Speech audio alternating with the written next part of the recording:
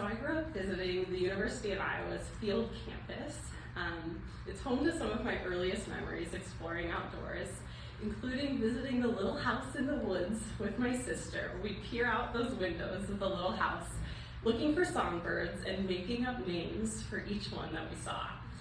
It turns out that little house is actually the bird blind at the Iowa Raptor Project, which is located at the McBride Nature Recreation Area.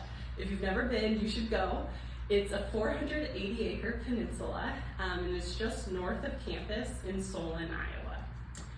Lake McBride is where I canoed for the very first time.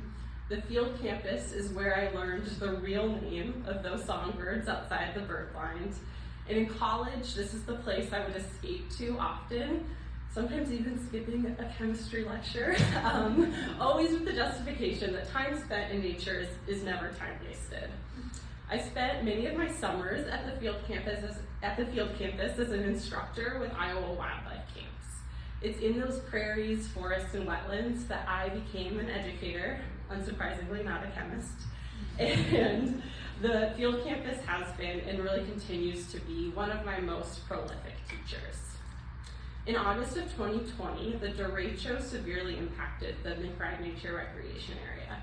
It toppled hundreds of trees, including a pine stand where we once played capture the flag and built shelters with our campers. Many of the places that I once knew felt unfamiliar and really unsafe. But as time has passed, those downed trees are beginning to decay. As we sit here today, they're falling into their component pieces, and slowly, those decomposed nutrients are beginning to enrich the soil and create conditions for new life. So today, in some of those places that once seemed so unfamiliar and so different, you might find a rare native orchid that has found those just right soil conditions to thrive. In fact, our land manager taught me that a dead tree creates more life than one that is still alive. The tree embodies two opposite things. It's both falling apart and it's providing all the ingredients for life. So the many lessons I've learned from the field campus, one is that we can be like the trees.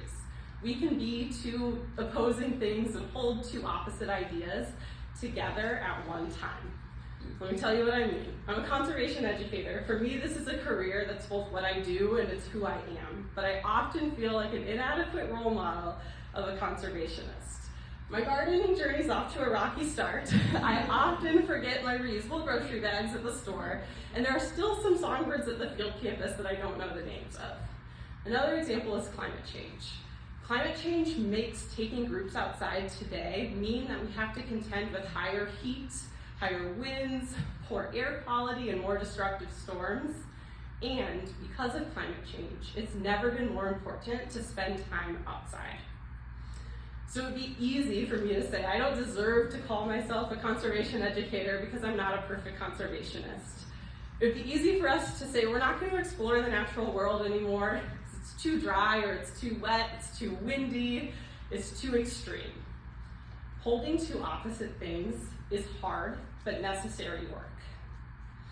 Today, I would like to share with you some small things that we can try when we feel stuck between who we are today and who we would like to become, or when, like the trees, we feel like we're falling apart and having to hold worlds together at the same time. The first is to take work outside. So, when we're surrounded by nature, we're reminded that nothing in this world can really be completely just one thing or another. So if you're stuck at work or you need some inspiration to just come up with a better solution, working outside can help with that. Maybe ask a colleague to take a walking meeting along the Iowa River, or move your brainstorming session or independent work time into the shade of one of our campus's historic trees. Studies show that working outside can increase our creativity and just help us feel better at work. Another idea is to practice stillness in a local park. I've taken a lot of groups outside, and I always try to find time for everybody to spread out, be still, and just simply sit with the place.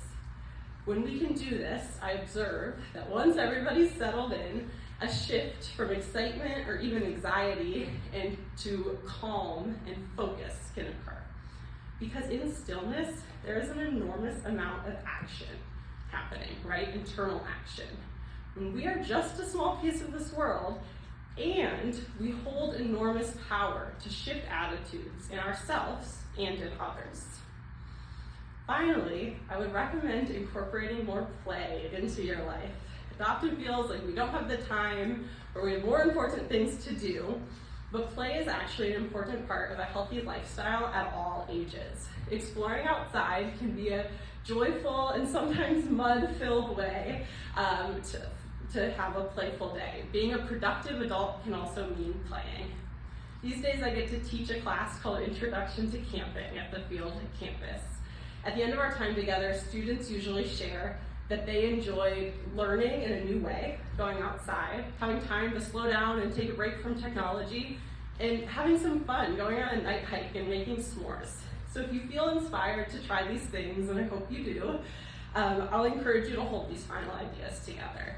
We can allow these outdoor places to be a place where we practice caring for ourselves, and one where we listen to the voices of Indigenous people who have always and continue to live in and protect these spaces.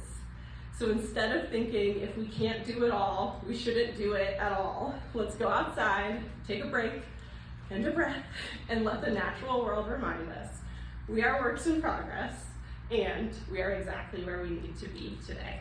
Thank you.